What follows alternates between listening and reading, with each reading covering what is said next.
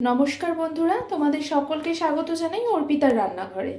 আজ তোমাদেরকে তৈরি করে দেখাবো দুধ পুলির রেসিপিটা। এই দুধ পুলি আমি কিভাবে বানালাম সেটাই কিন্তু থাকছে আজকের ভিডিওতে। এরম পিঠে পুলি খেতে তো প্রায় আমরা সকলে বেশ পছন্দই করি, সেটা দুধ পুলি হোক কি অন্য ধরনের পিঠে হোক। এটা কিন্তু বানানো খুবই সহজ। অনেক সময় দেখা যায় দুধ পুলিটা বানানোর পর পুলিগুলো কিন্তু বেশ শক্ত হয়ে যায়, তবে আজকে আমার রেসিপিতে কিভাবে এরকম নরম থাকবে পুলিটা বানানোর পরে সেটাই কিন্তু থাকছে আমার ভিডিওতে। তো তাহলে চলো এরম নরম তুলতুলে দুধ পুলি পিঠে আমি কিভাবে বানালাম দেখে নেওয়া যাক। আর এই ভিডিওটা ভালো লাগলে ভিডিওটাকে অবশ্যই লাইক করে দিও, শেয়ার করো। অবশ্যই কিন্তু আমার চ্যানেলটা সাবস্ক্রাইব করে দিয়ে পাশে থাকা বেল আইকনটা অন করে দিও, যাতে তোমরা আমার সকল ভিডিও নোটিফিকেশন পেয়ে যাও।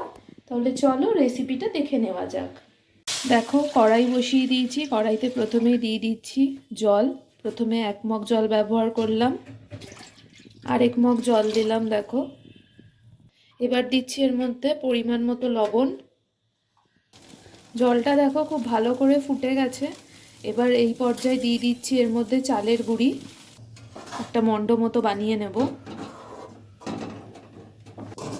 জলের মধ্যে দেখো চালের গুঁড়িটা দিয়ে ভালো করে মিশিয়ে নিয়েছি। এবার হাতে একটু সহ্য করে নিয়ে, মানে খুব গরম না রেখে আবার খুব ঠান্ডা হয়ে গেলেও হবে না, মোটামুটি একটা ব্যালেন্স বুঝে এটা হাত দিয়ে ভালো করে মণ্ডটা একটু মেখেও নিতে হবে। এখানে আমি ওই বড় মগের 2 মগ জল ব্যবহার করেছি, আর মিডিয়াম সাইজের কাপের 4 কাপ চালের গুঁড়ি ব্যবহার করেছি। যত সুন্দর করে মাখা হবে ডোটা কিন্তু ততটাই সফট হবে।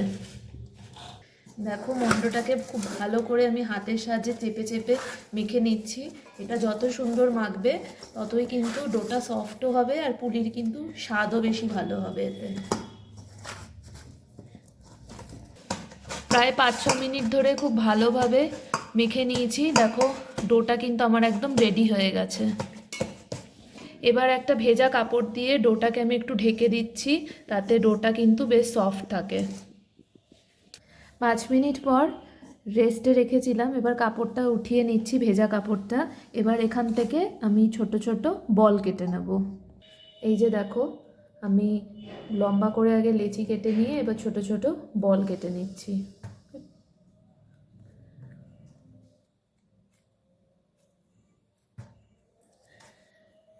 আমি এখানে যে কটা পিঠে বানাবো সেই অনুযায়ী কিন্তু আমি বলগুলো কেটে নিচ্ছি। যে কটা পুলি পিঠে বানাবো সেই কটার হিসাবে দেখো আমি কিন্তু বল কেটে নিয়েছি।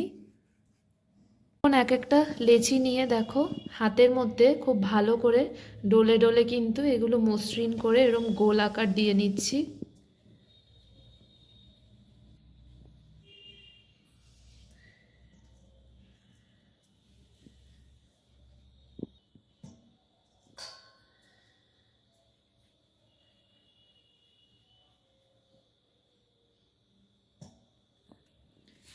এবার এক একটা এই বল নিয়ে দেখো হাতের সাহায্যে এরমভাবে বাটির মতো শেপ দিয়ে নিচ্ছি।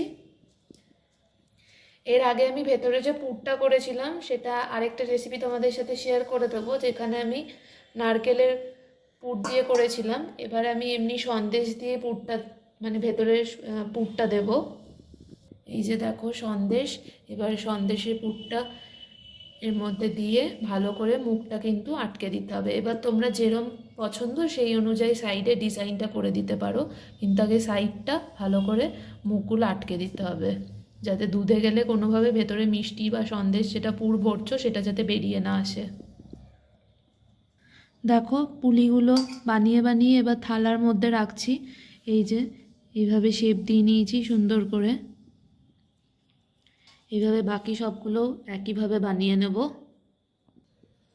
এই যে দেখো সবগুলো এখানে যতগুলো বল বানিয়েছি সবগুলো দিয়ে এক এক করে আমি পুলি পিঠেগুলো বানিয়ে নিচ্ছি।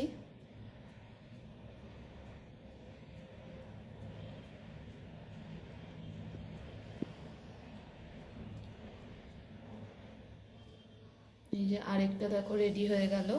এইভাবেই আমি সব পিঠেগুলো এক এক করে বানিয়ে নেব।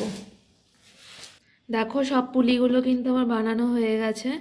সুন্দর করে সাইডটা ডিজাইন করে দিয়ে করেছি, কেমন হয়েছে অবশ্যই জানিও। এই যে দেখো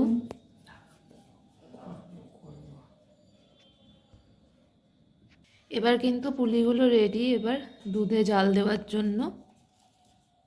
একটা পাত্র বসিয়ে নিয়েছি, পাত্রতে প্রথমেই দেখো দিয়ে দিয়েছি, এখানে আমি 1 কেজি দুধ ব্যবহার করছি, 1 কেজি অথবা 1 লিটার যেটা বলতে পারো, মানে 2 প্যাকেট দুধ এখানে নিয়েছি। দুধটা প্রথমে একটু ভালো করে আগে জাল দিয়ে নেব। এবার দিয়ে দিলাম দুধের মধ্যে 2টো এলাচ।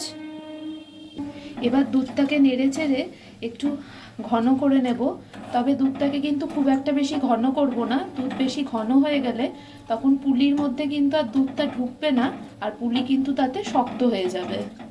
1 লিটার দুধটাকে জাল দিয়ে আমি দেখো 750 মতো করে নিয়েছি। এবার এর মধ্যে আমি নলেন গুড় ব্যবহার করছি, পাটালি গুড় যেটা। আর যখন গুড় ব্যবহার করবে গ্যাসটা কিন্তু বন্ধ করে ব্যবহার করবে, নালে কিন্তু দুধ কেটে যাওয়ার সম্ভাবনা থাকে একটা। সবসময় কিন্তু যখনই গুড় ব্যবহার করবে গ্যাসের ফ্লেমটা কিন্তু বন্ধ করে দেবে, নালে কিন্তু দুধ কেটে যাওয়ার সম্ভাবনা থাকে। এবার গুড়টা দেওয়ার পর আমি ভালো করে দুধের মধ্যে দেখো একটু নাড়িয়ে চাড়িয়ে নিচ্ছি। দুধের মধ্যে গুড়টা দেখো খুব ভালো করে কিন্তু মিশে গেছে। এবার কিন্তু আমি গ্যাসের ফ্লেমটা অন করে দিচ্ছি। দুধটা ভালো করে ফুটে গেছে, এবার পুলিগুলো একে একে দিয়ে দিচ্ছি। তবে পুলিটা দেওয়ার সময় গ্যাসের ফ্লেমটা একটু মিডিয়ামে রেখে নিলাম, নালে পুলিগুলো কিন্তু ভেঙে যেতে পারে। দেখো সব বানিয়ে রাখা পুলিগুলো একে একে কিন্তু আমি দুধের মধ্যে দিয়ে দিচ্ছি।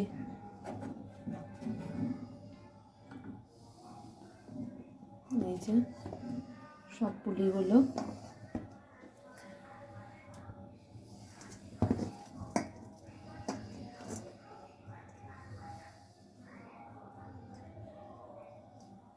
সমস্ত পুলিগুলো দেখো দুধের মধ্যে দিয়ে দেওয়ার পর এবার গ্যাসের ফ্লেমটা মিডিয়ামে রেখে দুধটাকে একটু ভালো করে জাল করে নেব।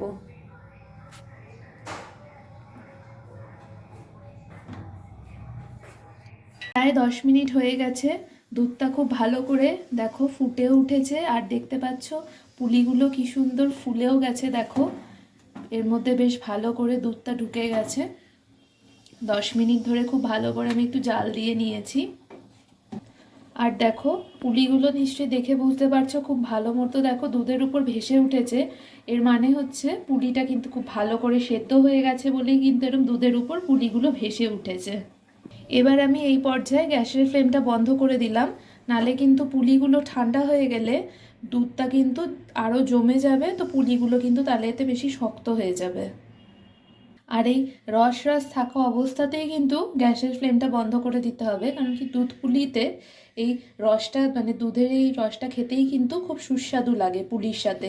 তো এই রসটা খুব বেশি শক্ত হয়ে গেলে ঠিক হয়ে গেলে স্বাদ লাগবে না, পুলিগুলোও শক্ত হয়ে যাবে। তাই এই পর্যায়ে আমি গ্যাসের ফ্লেমটা কিন্তু বন্ধ করে দিয়েছি। তো দেখতেই পাচ্ছ ঘরে দেখো খুব সুন্দরভাবে তৈরি করে নিলাম কিন্তু দুধ পুলি পিঠে। এর আগে বানিয়েছিলাম নারকেলের পুর দিয়ে করেছিলাম, এবার আমি সন্দেশ দিয়ে বানালাম। তো রেসিপিটা তোমরা অবশ্যই দেখে বাড়িতে ট্রাই করো, আর তোমাদের মতামত অবশ্যই কিন্তু এসে আমাকে কমেন্টে জানিও। আর এই ভিডিওটা ভালো লাগলে ভিডিওটাকে অবশ্যই লাইক করো, শেয়ার করো, অবশ্যই কিন্তু আমার চ্যানেলটা সাবস্ক্রাইব করে দিয়ে পাশে থাকা বেল আইকনটা অন করে দিও, যাতে তোমরা আমার সকল ভিডিও নোটিফিকেশন পেয়ে যাও। আবার হাজির হব আরেকটা নতুন ভিডিওর সাথে। সকলে ভালো থেকো, সুস্থ থেকো।